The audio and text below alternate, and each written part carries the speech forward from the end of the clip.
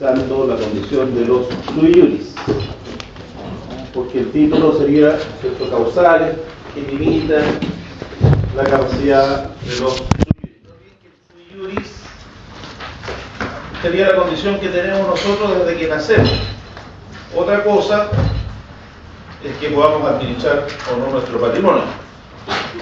Una alieni juris, en cambio, su situación en cierta medida se parecía a la de un esclavo sin ser una cosa,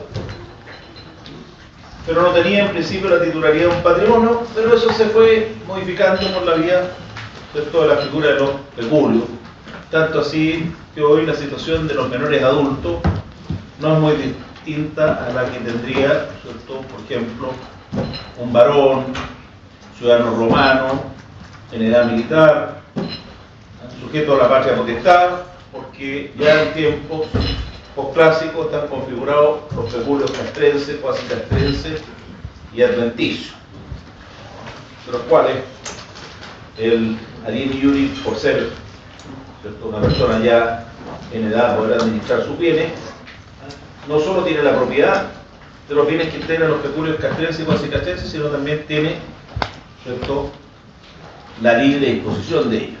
En cambio, en el peculio adventicio tendría, ¿cierto?, la propiedad, no la administración, la cual correspondería al titular de la patria potestad. Lo mismo que ocurre hoy en día, pero en el caso del peculio castrense o cuasi castrense se llama peculio industrial, en el caso del peculio adventicio se llama patrimonio propio. Bueno, pero eso ya lo habíamos visto.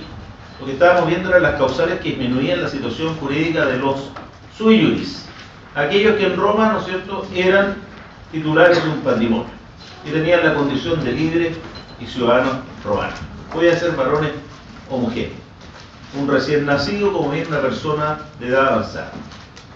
Pero eso no significa que por tener capacidad de goce esté en situación de poder administrar necesariamente sus bienes. No olviden que modernamente distinguimos lo que es la capacidad de goce, que es lo que nos da la personalidad, que principia al nacer, sin perjuicio que también hay que preocuparse de la situación de la criatura que está por nacer en cuanto a una expectativa que tiene de llegar a ser titular de un patrimonio. Y otra cosa es la capacidad de negociar o de ejercicio, que está definida en el artículo 1445, y nosotros vamos a estudiar más adelante cuando veamos, ¿cierto?, los actos o negocios jurídicos que requieren una habilidad que se llama capacidad de ejercicio. También se le llama negociar, o el código en el artículo 1445 le llama capacidad legal.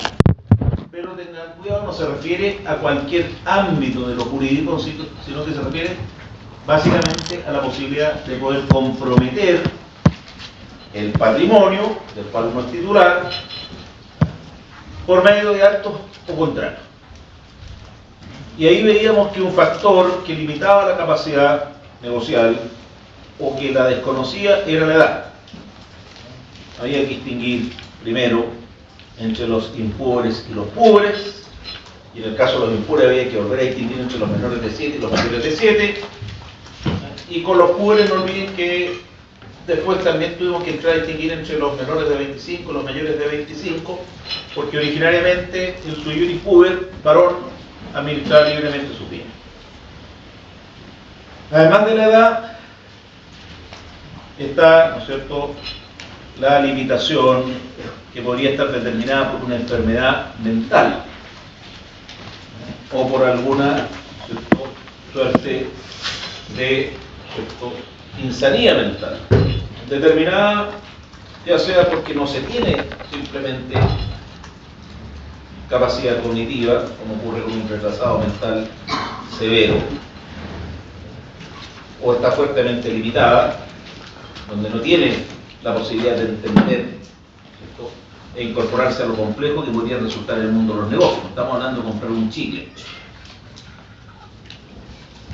Y por otra parte, no olviden que están también los que, no obstante tener capacidad cognitiva, pueden esta verse alterada por una enfermedad mental, como podría ser la situación del loco, o en general en Chile llamamos el demente,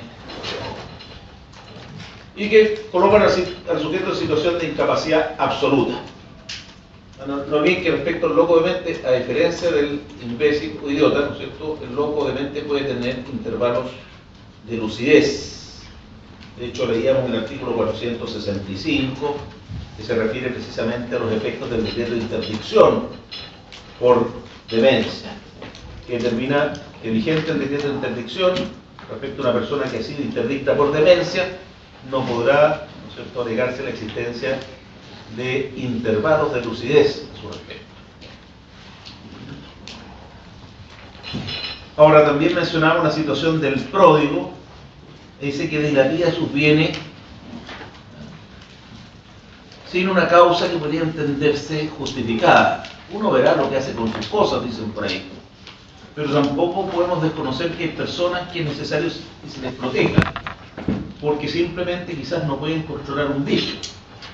Eso no significa que estén privadas de razón y que para todos los efectos jurídicos se debe considerar que no entienden lo que ocurre a su alrededor, simplemente no pueden controlar un vicio, como podría ser el jugador compulsivo. Ahora, los casos se analizarán y un juez decretará en Roma magistrado si es que se le debía privar de la administración de sus bienes y confiársela a otro. No era un incapaz absoluto, era un incapaz relativo, tal como ocurre con los menores adultos. Por el caso de los menores adultos, el fundamento es una edad, y en el caso del pródigo es la interdicción. A diferencia del loco demente, en que la interdicción no es la causal, sino que es la demencia. Una persona, ¿cierto?, que está en situación de haber celebrado un acto podría luego pretender probar que lo celebró estando privado de razón por una enfermedad, y la causal, en ese caso, nulidad del acto sería incapacidad absoluta por demencia, pero habría que probarla. En cambio, si está interdicto, se evitaría tener que estar probando para los actos que celebres en el futuro que al tiempo celebrarlo estaba privado de razón, porque no se va a admitir la prueba de los intervalos de lucidez. Ahora, en el caso del pródigo, si no hay interdicción previa, no se pueden impugnar los actos anteriores al decreto de interdicción, porque el fundamento es derechamente la interdicción, aunque ésta se funde, ¿no es cierto?, en la prodigalidad, que habrá que analizarla caso a caso. Puede ser una enfermedad mental, sí, pero no es de aquella enfermedad que privan de razón. No olviden, hay compradores compulsivos, hay personas que tienen el mal de Diógenes, y otras, por así decirlo, enfermedades que podríamos calificar como mentales, pero que no lo privan de razón. Y no toda enfermedad mental me priva de razón. Por ejemplo, una depresión no tiene por qué ser considerada como un supuesto de demencia. Pero que también destacamos que la edad por sí no me incapacita, pero puede ser que en promedio muchas personas de edad avanzada, ¿cierto?, tengan, ¿no es cierto?, lo que podríamos llamar una demencia senil, pero habría que establecerla caso a caso, porque en principio el solo hecho de llegar a una edad muy avanzada no es causal de incapacidad jurídica. Quizá puede operar para liberarlo de algunas ciertas obligaciones, pero no necesariamente, ¿cierto?, es causal de incapacidad jurídica. Pero si usted, producto del deterioro cognitivo, está en situación de demencia, ¿cierto?, lo que va a invocar no es su mayoría de edad, sino que su, ¿cierto?, situación de persona privada de razón por esta enfermedad mental. No olviden que el consumo de las drogas, el consumo del alcohol también me pueden privar de razón, pero no están considerados como incapacidades, ¿cierto?, negociables. Ahí en ese caso el negocio se cae porque la voluntad no es seria, ¿sí?, pero para una serie de otras materias, el estar privado de razón por ebriedad o por, ¿cierto?, consumo de drogas no lo va a liberar de responsabilidad penal. De hecho, el 2318, en materia de responsabilidad por daño, ¿qué dice sobre la ebriedad?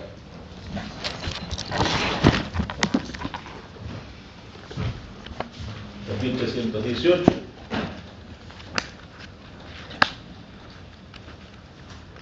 El ebrio es responsable del daño causado por su delito o cuasi delito. Ya.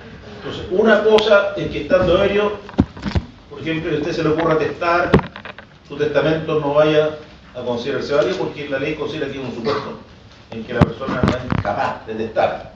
Lo dice expresamente el código en el artículo 5. Pero, en materia de daños, que usted provoque estando en estado de ebriedad, en principio usted responde. No es causal de incapacidad para los delitos o cuasi delitos civiles. Y tampoco es en el ámbito penal, porque incluso hay tipos penales en que la pena es mayor si usted los cometió estando en estado de ebriedad o bajo el consumo, ¿cierto?, de ciertos estupefacientes. No olviden la famosa ley Emilia, pero eso lo van a estudiar en otra asignatura. Bueno, el sexo. En Roma las mujeres, por ser mujeres, están en una situación de incapacidad de administrar sus bienes. Pero eso fue durante algún tiempo.